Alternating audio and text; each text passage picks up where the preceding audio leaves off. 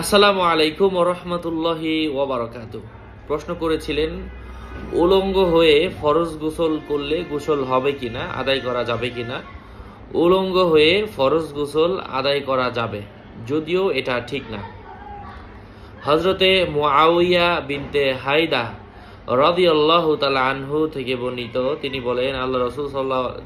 বলেন যে আমি আল্লাহ রাসূল সাল্লাল্লাহু আলাইহি ওয়াসাল্লামকে জিজ্ঞাসা করলাম যে, ইয়া রাসূলুল্লাহ, আমরা কার থেকে আমাদের আওরা অর্থাৎ সতর লুকিয়ে রাখবো এবং কার থেকে লুকিয়ে রাখবো না।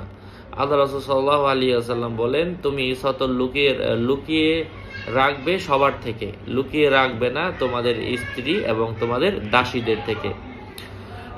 তোমাদের স্ত্রী এবং আওমা মালাকাত আইমানুকুম, তোমরা যে দাসীর মালিক হয়েছে সেই দাসী, এই দুই জায়গায় তোমাদের লজ্জাস্থান লুকিয়ে রাখার প্রয়োজন নাই।